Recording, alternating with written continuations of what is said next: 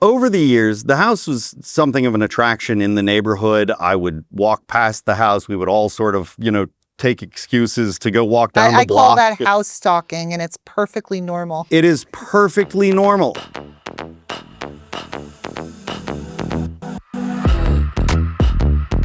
Don't stop. Don't stop.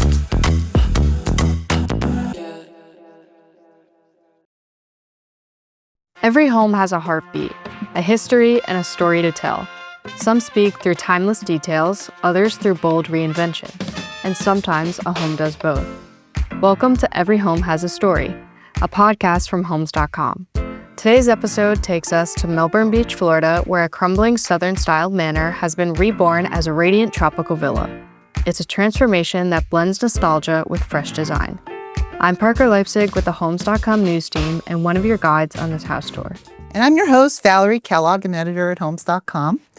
Today, we welcome Homes.com staff writer Trevor Fraser. Trevor covers residential real estate in Central Florida, where he follows the trials and triumphs of this unique home region with professional passion and plain dumbfounded curiosity.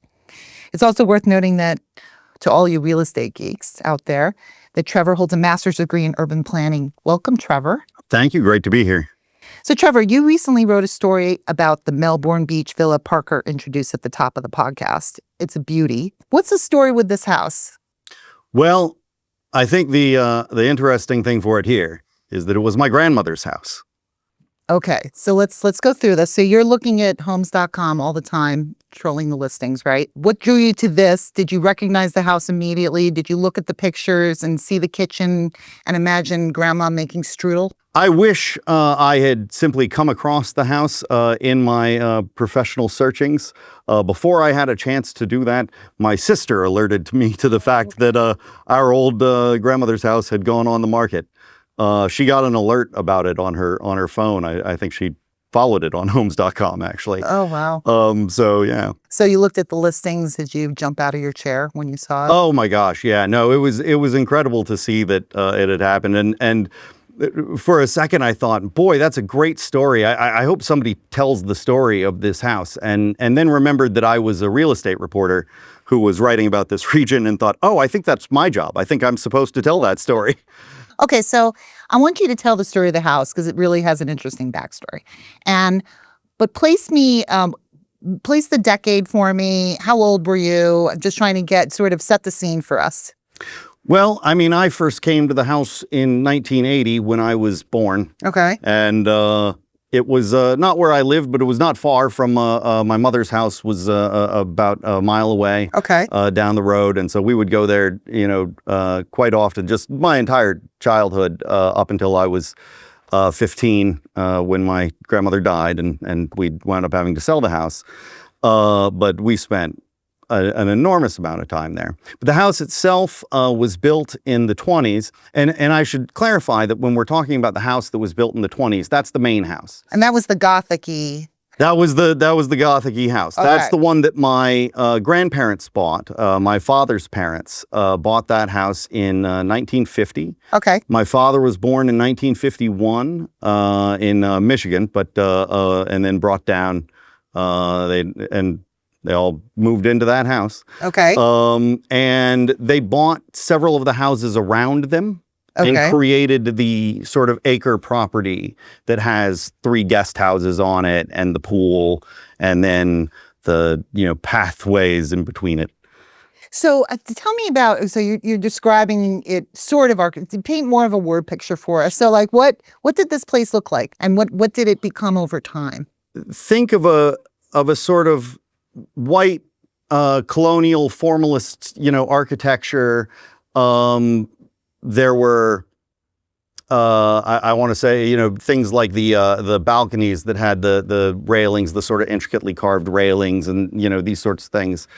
But it, to a child, was just this enormous, sort of overwhelmingly large symbol of what an estate was, of what a home could, be. It was a thing that sort of cast big shadows, was kind of the how I looked at it. So was it scary? There were definitely a lot of eerie details to it. Now, I should clarify that if you were just looking at this house from outside, what you saw were these, they were all painted white, all of the guest houses and so on. They were all painted white. Okay. And they just looked like this, it was sort of a combination between like a French estate and a sort of, colonial American estate. And that was sort of the idea. But what about the shadows? What are we garden. talking about with the shadows? Maintenance was starting to fall off on the house as I was a child for various reasons within my family. But as that was happening, I, as a child, was watching the paint peel and seeing the darkened rooms and the corners and things that were just sort of going untouched, and the parts of the yard and the garden that were becoming massively overgrown and forming these very sort of Gothic, just interesting places of, overgrown ivy and plants and so on. That was all really inspirational to a child who, you're looking for a place to have an adventure. You're looking for a place to, come up with stories and games and things. And this just had all of that. There was a space in the main house that you had a name for, right? Oh, the Red Room. Yes. The Red Room. The Red Room like The Shining, or the Red Room like Trevor Fraser? Like, what did you think? It's kind of a mix. No, the Red Room was this room that was in between. You had to pass through it to get to my grandmother's bedroom. You had to go from the hall through this room to get my grandmother's bedroom. There were no lights in this room. There were no windows into this room and no lights in this room at all. The only thing that I knew was in that room, and it was sort of pushed into the back in the dark, was this 4-poster Victorian bed, full canopy, covered in, and this might be where Red Room comes from, covered in a sort of red lace, curtains and bedspread. It was, again, the kind of thing that you see in a Gothic novel about somebody lying in bed and dying. It was so mysterious. It felt like something out of, like a Victorian novel that the kid would come across. Now I can visualize what you're talking about. Yeah, I can see that would be terrifying. It was. But again, as a child who loved ghost stories. Ghost stories, yeah. Yeah. It was really inspirational, It was the kind of thing that really sort of brings you around to it. You talk about your love for ghost stories, but if you could time travel to any time, any moment in the house's history, what would that be for you? Well, if I could go to any time in the house's history, that would be when my father came home into the house. So it'd be in the 50s, seeing the sort of life that my father and his parents had. His father passed away when he was 8 years old, so I never got to meet him. But I would have loved to have seen what their house, what their life in that house was like. If I could go to any time that I had ever been to the house, I would go back to my 8th birthday party. What was so great about that? Oh, it was this massive pool party. We had everybody in from my class, had come to this. My mother had done this very elaborate planning with gifts and games and stuff that were all centered around the pool. And then right before my birthday party, I became injured and unable to swim, and I had to basically sit in a chair and watch all of my friends play in the pool and get all of the games and the prizes and things out of the pool. And then they would come and bring them to me like I was some sort of, emperor and had to have things laid at my feet. So that was a very nice way to turn 8. But, My mom had my 8th birthday party at McDonald's. So, yeah, that was a nice way to turn 8. So, okay, so fast forward. When was the house sold? So the house was sold in 1996, the year after my grandmother passed. And for various reasons, there were some tax liens on the house. And as I said, the maintenance had sort of started to fall off. And because of this, the house sold for $550,000, which even at the time everybody recognized as undervaluing of the property. This is an acre property, 3 guest houses plus this main house, set in just one of the most pleasant suburbs you can imagine. We're on the barrier island of Brevard County, Florida. It's east coast of Florida. We're half a mile from the beach. The house itself sits on the riverbank and has this sunset view of the river. I mean, it's a stunning property. You could move this to any other market and it could get 10, 15, 20 million today easy. It's strange how undervalued it is, but at the time, that was way lower than it should have been. Expert voices, local impact. Our journalists bring you sharp analysis and compelling stories from every corner of the U.S. housing market. See what our newsroom is uncovering at Homes.com/news. So you got to tour the house for the first time in 30 years. What was that like? And this wasn't the first time you had been at the house since you were a kid, right? Well, it kind of was. I visited. Over the years, the house was something of an attraction in the neighborhood. I would walk past the house. We would all sort of, take excuses to go walk down the block. I call that house stalking, and it's perfectly normal. It is perfectly normal.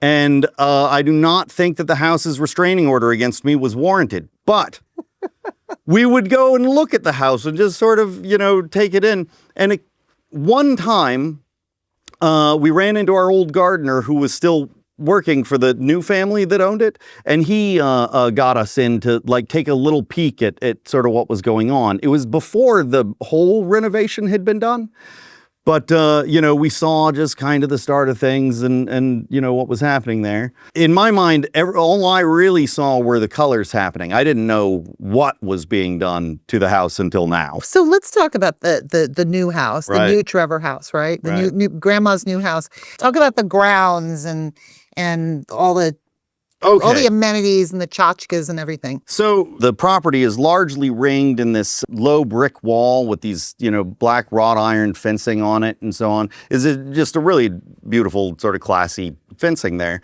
And then you go through that into the grounds. The grounds there's this great brick pathway that sort of connects all the guest houses and the pool and the main house, and there are fountains in between inside the house. What I really love that they've done is they've found a lot of space to just create sitting and gathering spaces, just little foyers that sort of, appear. When you go upstairs now, upstairs used to be 3 bedrooms, and the red room. And the red room, The red room is gone now. The red room is a walk-through closet and kind of goes into a Jack and Jill suite. But they have this great sitting area in between them where you can hang out and read and, very, very comfortable, very open sort of place. Downstairs, the kitchen has been opened. The kitchen also has been raised. When I was a kid, you came in through the kitchen. And the kitchen was a couple inches lower than the rest of the house. Right. And so there was a step that you had to go up to get into the main house. And I tripped on that step, I think, every time as a child. Maybe every time. I would have done the same thing. I would do the same thing today. And the only reason I realized that the kitchen had been raised was because I didn't trip when I was walking out of the kitchen. And I suddenly went, what happened here? But yeah, no, that had been done. They put in this great island and so on. There was a room in the house that I only really knew for Christmas. Mm-hmm. It was a white room. It had wrought iron gates inside the house that led into this room. Okay, I'm trying to picture it. It is now the new house. They painted it this turquoise colors, this very dark turquoise, and they have turned it into, they put a bar in it, and they've turned it into this sort of lounge. And so it's cool to see them use the house, to see it have the potential just to have people everywhere and sort of filling it with life anywhere in it. So speaking of filling it with life, can you sort of give us the backstory of the renovation? And how much do you think has been, well, you may have reported this, so how much has been sunk into all of these changes? Well, to be honest, we don't know. There's an owner between me and the people who are selling it now. Right, okay, yeah. Those are the people who did the renovations. And we don't know how much they spent on it, but we know it's over $1 million, and it was probably closer to $2 million. They sold it in 2004, but they are the ones who did the whole redo. They apparently had gutted the entire house. I mean, the stairs are in a different place, you know? So they had practically ripped it all down. But one of the things that they did that was really neat was that they wanted to preserve a lot of it. And so, for example, there was cedar ceilings, oak floors. Those have been kept. You know, we have these some of the cedar that was taken out was repurposed and put into like balcony railings or in the wainscoting around the house. You know, so there was a lot of effort to keep a lot of original pieces of the house while rearranging it entirely. It's an amazing transformation that they pulled off. I cannot imagine how much time they must have spent living in the guest houses while everything was going on in the main house. Right. So is there a moment you felt personally moved by the family's connection to the house? So for this story, I interviewed the people who own it and are selling it now. Right. The wife of this couple, when she met her husband in college, and this was in 1985, she came down to his hometown of Indialantic, which is just north of Melbourne Beach. It's basically attached to Melbourne Beach. He told her the first day they were there, he said, "I want to take you on a bike ride past this house I love."